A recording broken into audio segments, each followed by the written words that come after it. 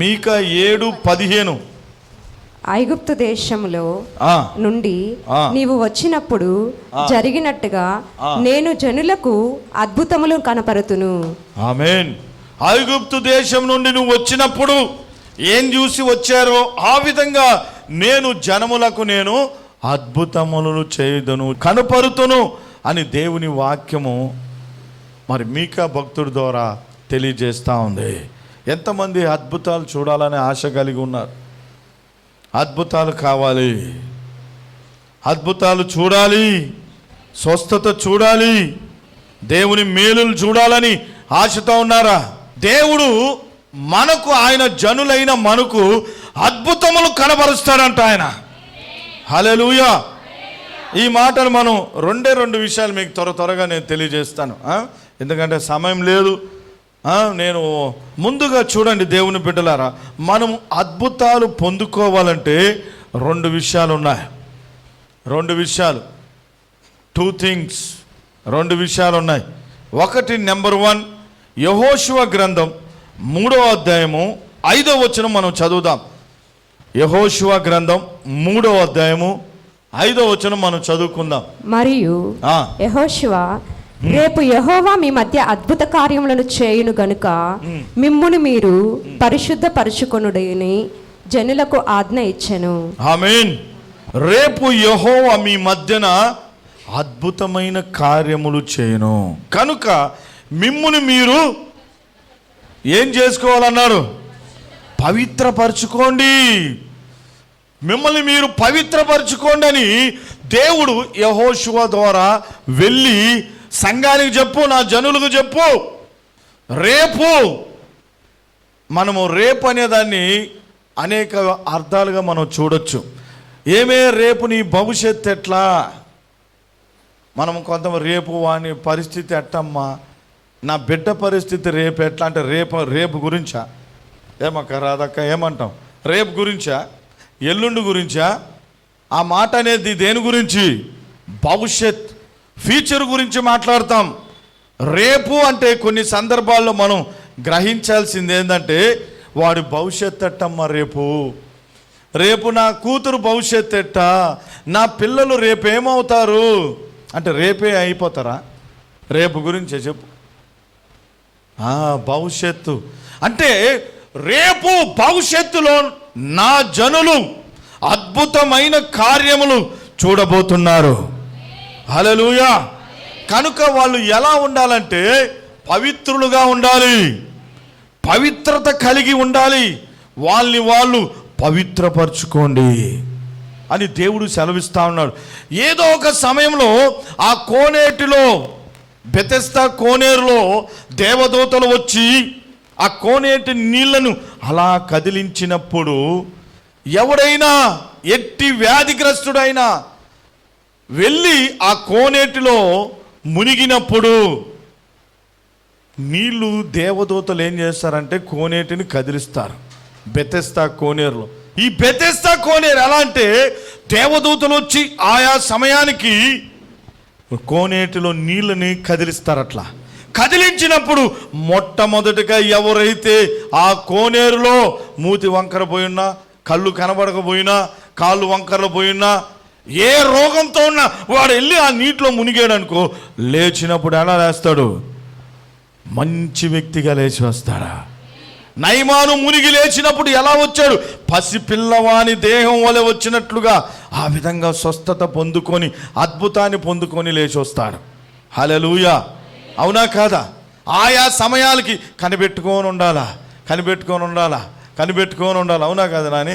అదే రీతిగా దేవుడు ఎప్పుడు ఆయా సమయాల్లో నిన్ను దర్శిస్తాడో, నిన్ను చూస్తాడో, నీ మీద ఆయనకి జాలి వస్తుందో, దేవుడు నిన్ను దర్శిస్తున్నాడు.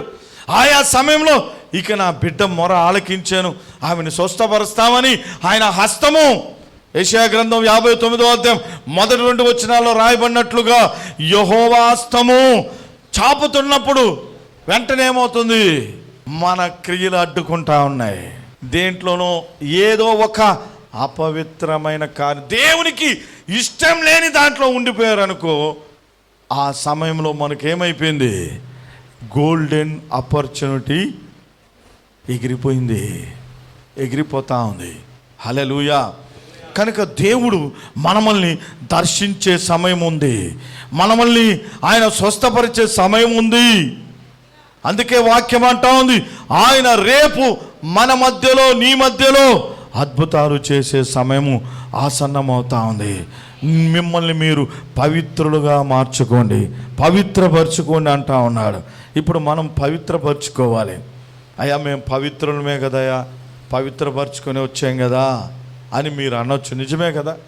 నేను పవిత్రత గురించి ఇంకా కొంచెం లోతులో మీకు అర్థమయ్యేటట్లుగా కొన్ని విషయాలు తెలియజేయాలని ఆశపడతా ఉన్నాను. హల్లెలూయా. దేవునికి మహిమ కలుగును గాక.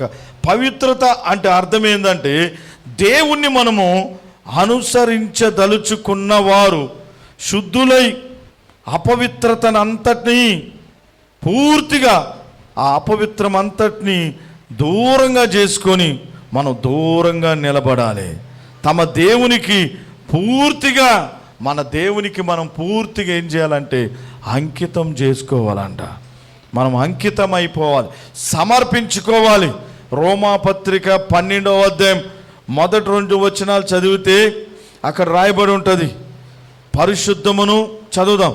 రోమిలికి రాసిన పత్రిక 12వ అధ్యాయం మొదటి 2 వచనాలు.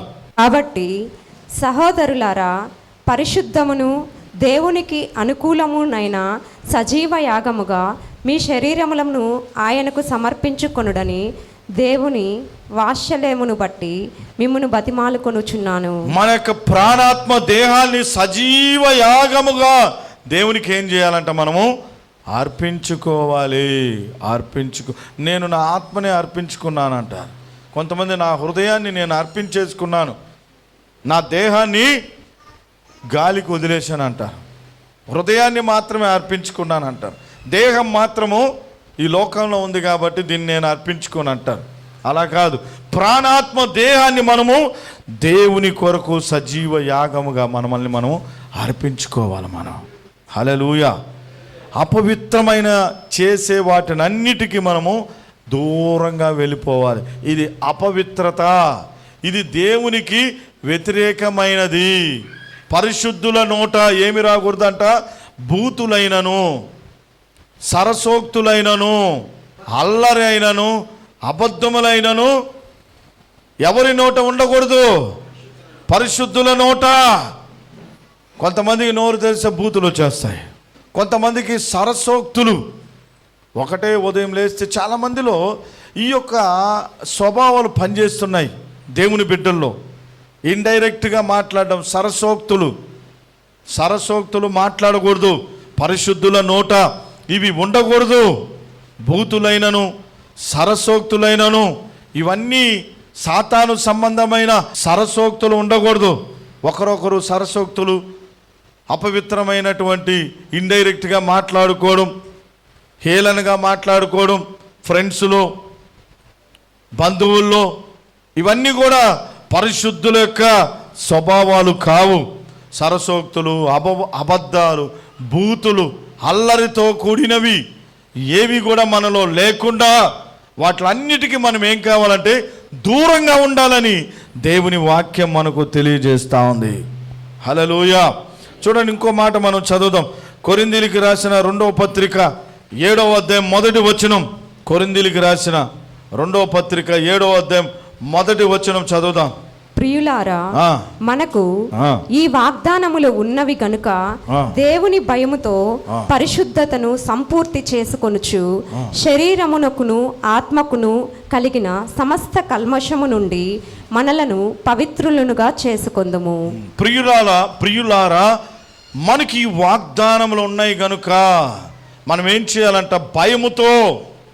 భయముతో పరిశుద్ధతను సంపూర్తి చేసుకొనుచు మన శరీరానికి ఆత్మకును కల్మషము కలగకుండా మనము జాగ్రత్త పరుచుకోవాలి. దేవుని భయముతో మనము జీవించాలని దేవుని వాక్యం అంటా ఉంది. మనము దేవుని ఎదుట పూర్తిగా అర్పించుకొని దేవుని మధ్య దేవుడు మనతో ఉన్నాడు, దేవుడు అద్భుతాలు చేస్తాడని మనం నమ్మాలి. ఆమేన్. హల్లెలూయా. గ్రీకులో పవిత్రతను ఏమంటారంటే హగియోస్ గ్రీకులో ఈ పవిత్రత, పరిశుద్ధత అనేదాన్ని ఏమని రాయబడ్డారంటే హాగియోస్ అంటే విశ్వాసులను శాశ్వతమైనటువంటి రాజ్యం కొరకు సిద్ధం చేయడం.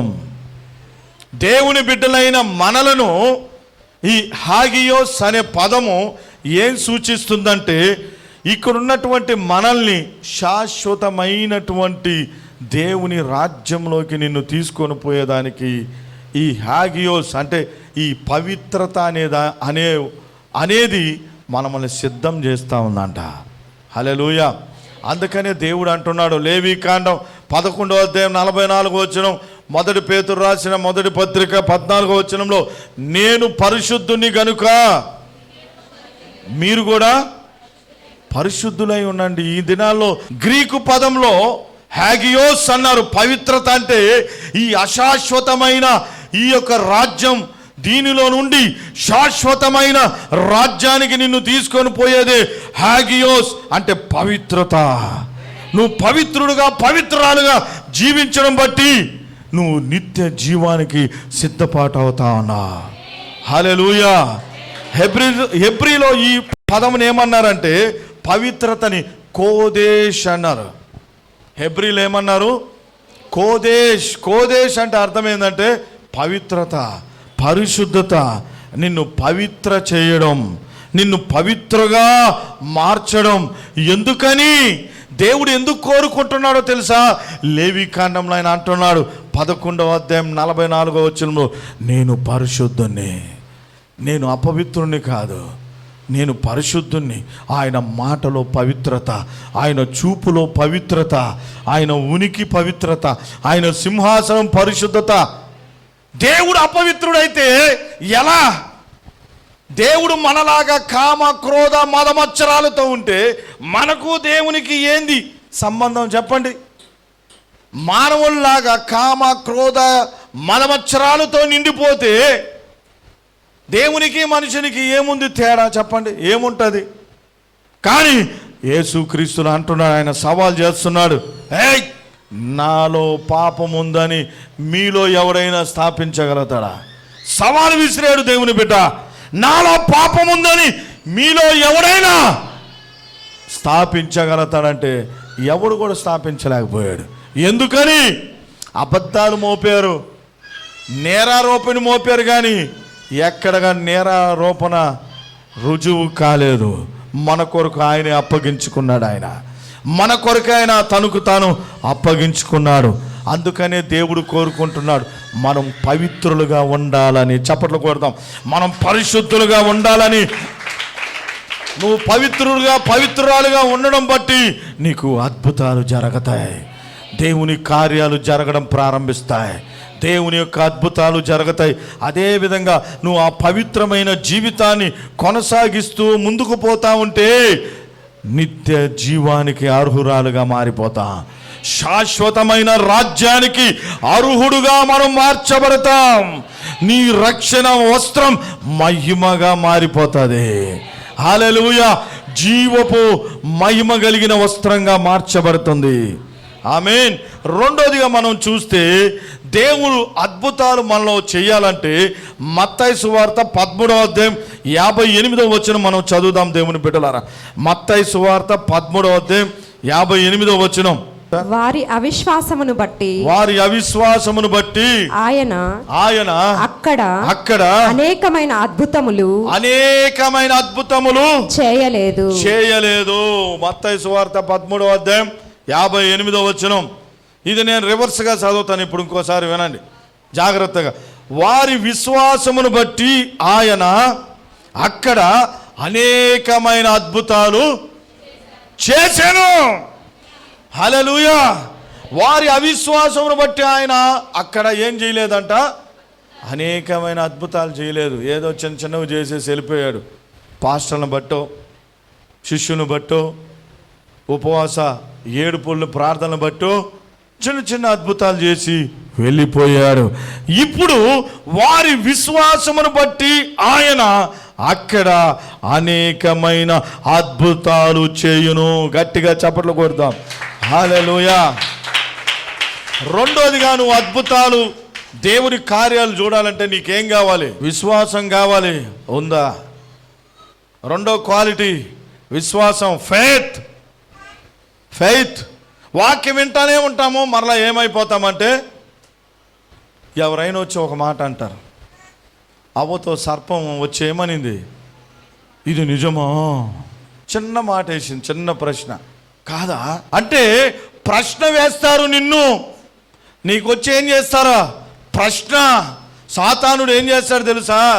ప్రశ్న వేస్తాడు. ఏమో యేసు ప్రభు నమ్ముకున్నావంట, ఏం జరిగింది తల్లి అని నీకేం చేస్తారో ప్రశ్న వేస్తాడు. ప్రశ్నకి నీకు తెలియదు, గమ్ముగా అయిపోతాడు. అప్పుడు నిన్ను నువ్వు ఆలోచిస్తావు, ఏమని?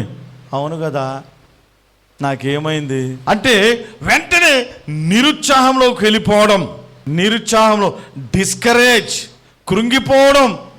బాగా గమనించండి. మీ ద్వారా ఇందాక నేను చదివించాను, ఎఫెసీయులకు రాసిన పత్రిక 6వ అధ్యాయం 12వ వచనంలో ఎవరితో మనం పోరాడుతున్నాం, ఎవరితో మన యుద్ధం?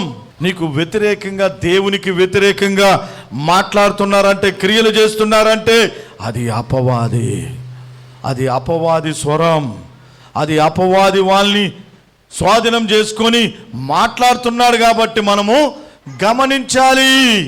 గమనించకుండా ఆ మాటల్లోనే వెళ్ళిపోయామంటే జాగ్రత్తగా వహించాలి. వారి విశ్వాసమును బట్టి ఆయన అక్కడ అనేకమైన అద్భుతాలు. విశ్వాసం ఎలా వస్తుంది? విశ్వాసం ఎలా వస్తుంది? వింటున్నా కొంతమంది డౌన్ అయిపోతూ ఉన్నారు, వింటున్నా కొంతమంది ఏమవుతున్నారు? ఫీజులు కాలిపోతూ ఉన్నాయి. ఇంకా వినకపోతే ఎలా ఉంటుంది? వినాలి. వింటున్నా కూడా కొంతమంది కృంగిపోతూ ఉన్నారు, వింటున్నా కానీ నిరుత్సాహంలోకి వెళ్ళిపోతున్నారు. నిరుత్సాహం అనేది సాతాను వేసే ఒక తంత్రం. ఈ నిరుత్సాహం, డిస్కరేజ్లో వెళ్ళిన వాళ్ళు విశ్వాసానికి వ్యతిరేకంగా మారిపోయి అది మన జీవితంలో దేవుని యొక్క పనిని, దేవుని యొక్క కార్యానికి ఒక సాతాను పరికరముగా మారిపోతుంది. ఒక సాతాను పరికరం అంట నిరుత్సాహం అనేది. హల్లెలూయా. కనుక దేవుని బిడ్డలారా, మన విశ్వాసం ఎలా ఉందో ఒక్కసారి మనం పరీక్షించుకోవాలి. నీ విశ్వాసాన్ని పదును చేయి. నీ విశ్వాసం ఎలా ఉండాలంటే పదునుగా ఉండాలి. విశ్వాసం అనే డాలుతో మనము దుష్టుడు వేసే అగ్ని బాణాలన్నిటిని ఏం చేయాలంట? ఆ విశ్వాసం అనే డాలుని ఇటు పట్టుకొని వేస్తూ ఉండాలి. వాడు నీ మీదకి వేస్తూ ఉంటాడు. ఎవరో ఒకరిని తీసుకొని వచ్చి వేస్తూ ఉన్నప్పుడు నువ్వు వెంటనే నీలో ఉన్న విశ్వాసంతో ఏం చేయాలి? ఆపాలిలా ఆపి పంపిస్తూ ఉండాలి. లేకుండా అడ్డుకోకపోతే అది లోపల గుచ్చుకుంటుంది. లోపల గుచ్చుకొని అది పని చేయడం ప్రారంభిస్తుంది.